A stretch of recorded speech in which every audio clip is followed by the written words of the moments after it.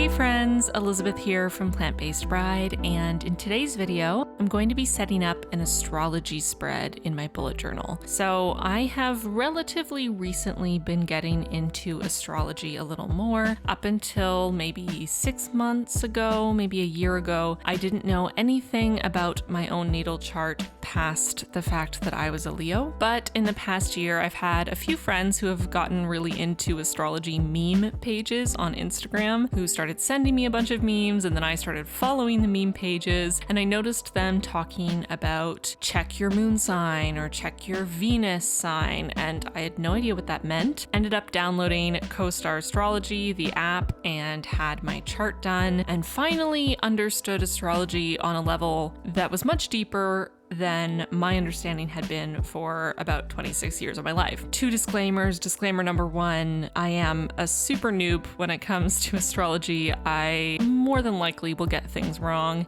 in talking about astrology. Don't use me as an expert, because I'm not. Second disclaimer, I realize that astrology is not based in scientific fact, but it is a very interesting tradition that has been around for a very long time. And like I mentioned in my Myers-Briggs spread video, I like things like this, even when they aren't scientifically based. I just find them interesting. I also feel like astrology and Myers-Briggs and other things like that can be really useful tools for self-reflection. And one of my favorite things to do is practice some good old self-exploration and self-reflection. I'm a very introverted person. My eyes are turned inward a lot, processing my own emotions and thoughts and how I function as a person.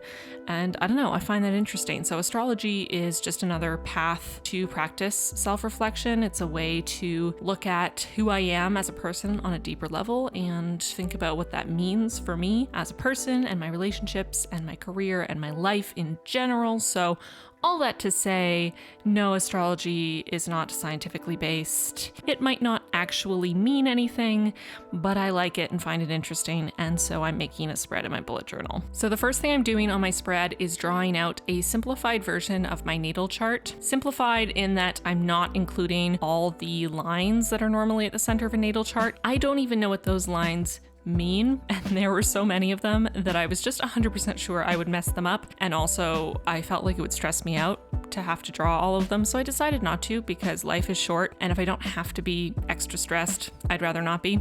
So I decided to leave the lines out. Maybe at a future date I will add them in when I get more confident in my drawing a bunch of random lines skills, but as of right now that day has not arrived. So I drew a simplified version of my chart. So it's basically a big circle with the astrological signs around the outside of the wheel. The inner part of the circle is split into the 12 houses, and I have a line indicating the ascendant in my chart, and then I drew in the little symbols for all of the planets and where they fall in my chart. So to do this, I had a chart done online. I'll link the website I used in the description box if you want to do your own natal chart, and I basically just copied it to the best of my ability. Below my natal chart, I wrote out just a couple little facts that I thought might be interesting to analyze at a later date. One thing that I learned about recently that I want to learn more about is the concept of a stellium or stellium. I'm not 100% sure how to pronounce it, but this happens when you have 3 or more planets in a single sign in your chart.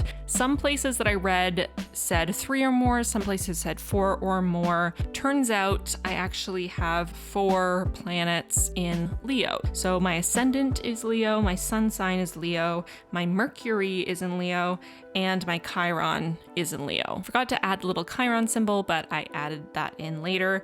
I also have a stellium in my first house. Part of the idea of putting together this spread was to get a wealth of information and just dump it onto the page and then use that as a jumping off point to learn more about the intricacies of astrology that I really haven't dipped my toe into yet. And I just wrote out a couple other things that I found interesting, like the number of signs that I have that are cardinal, fixed, and mutable. Numbers I wrote there don't include my Chiron and my true node or north node. In that case, if I had included those two, my fixed would be 7 and my mutable would be 4. And then I also thought it would be interesting to look at the proportion of signs I have that are fire, earth, water, and air. So again, if I add in my Chiron and North Node or True Node, that would bring my fire signs up to 5 in my chart. And then I have 5 earth signs, 2 air signs, and only 1 water sign in my entire chart. So those are just kind of little facts, terms that I've heard of before but don't really know anything about. So I thought I'd write those down there as a little reminder to myself to look into all of those things and see if they mean something specific or not.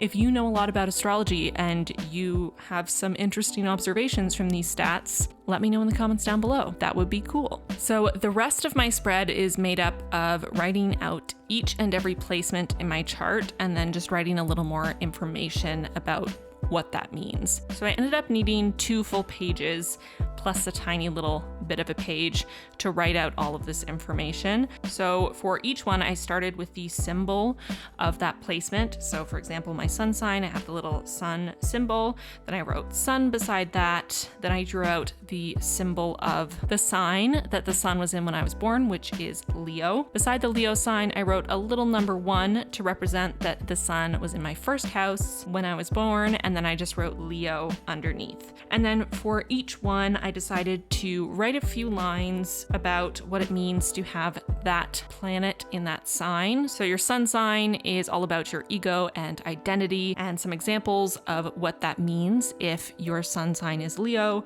would be being bold and proud, loving attention and being cared for, being generous and charming, protective and loyal, a tendency towards arrogance and self-centeredness. And then I also wrote out a couple lines about what it means to have this placement in a specific house. So my sun sign of Leo is in my first house, which is all about your self-image. So some examples would be being self-conscious but wanting to project a strong image, wanting to make a mark on the world, having a tendency towards being a leader and an innovator, etc. So I did that for every single placement. I did a lot of research on different astrological websites online, trying to pull from lots of different sources and kind of focus on things that I saw mentioned in multiple places to try to get accurate information the best that I could. I would really love to get an official reading done with an astrologer. I'd just be really curious to know what they would say about my chart, being able to pull all the information together. But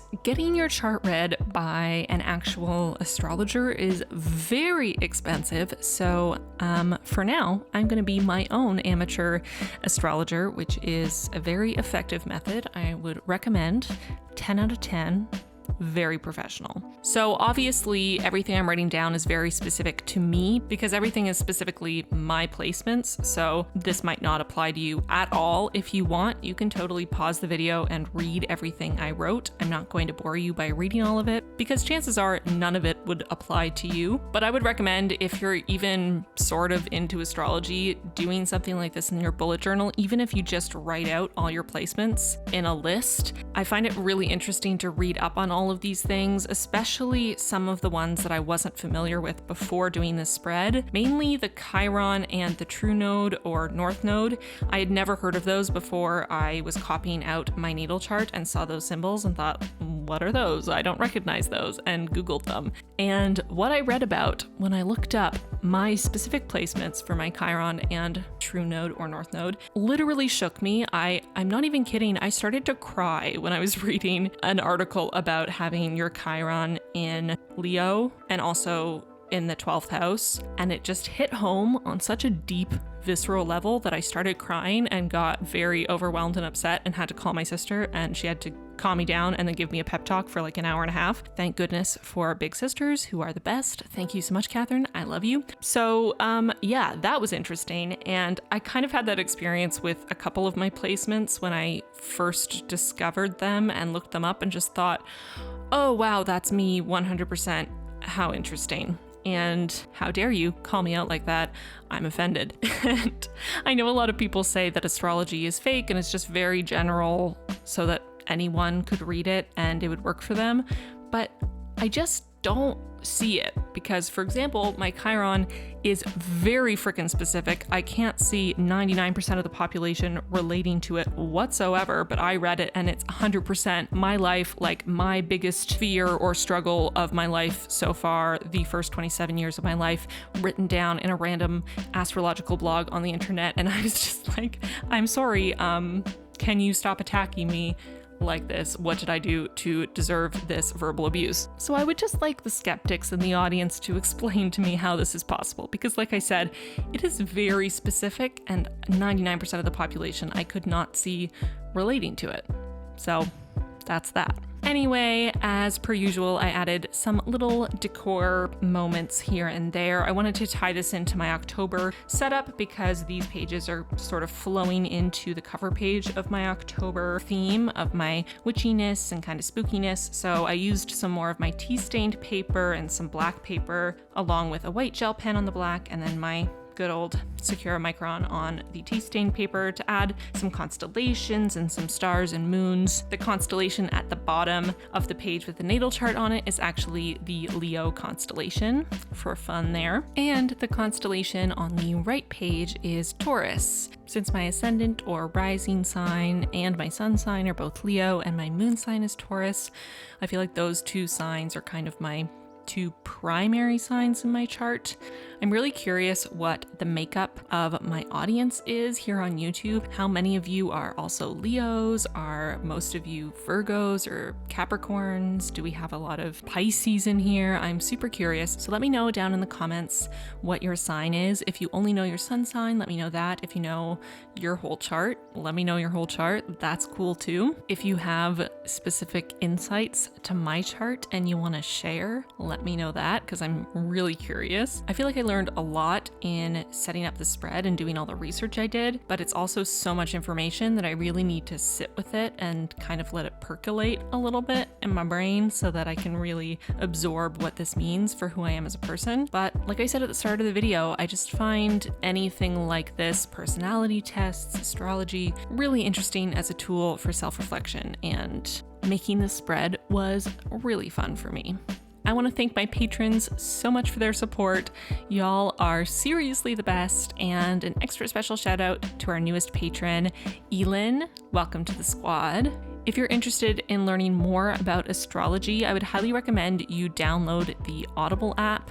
If you click the link in my description, you can get a 30-day free trial and 2 free audiobooks. And they have a huge selection of books on astrology and quite a few that are really good for beginners. Personally, Astrology by Alex Fletcher is next up on my listening list, and I'm really excited to have a few of my questions answered. So tap that link in my description for a 30-day free trial and 2 free audiobooks. You can cancel anytime, and you keep access to your audiobooks forever. All right, that's it from me. I hope you enjoyed the video, and I will see you very soon in the next one. Bye, friends.